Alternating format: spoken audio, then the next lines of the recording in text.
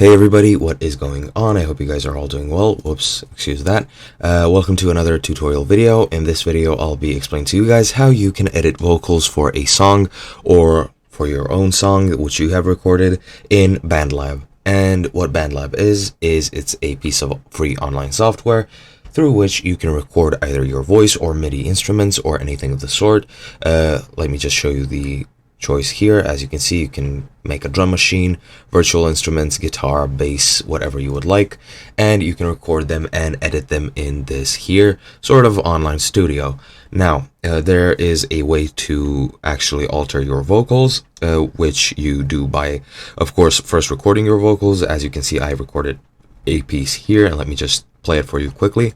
This is a piece of test audio. And yeah, that is what the original audio sounds like. Now, let's say I wanted to change it. For example, I can do audio pitch or auto pitch, which is basically a form of auto-tune, I guess you could say.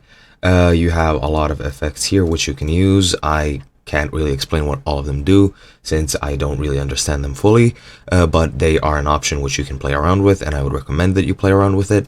You also have effects which you can add to actually change your vocals, which is also great. And you have the editor. Here you can shift your pitch, you can change the playback rate, whether it's faster or slower, you can make it louder or just completely silence it, and you can do a lot of things. And you can also reverse the track, you can reset the track or reset any changes, and so on and so forth. It is a very useful tool, and you can do a lot of things, and those are basically the basics. And yeah, I hope you guys enjoyed. I'll be seeing you guys in another video.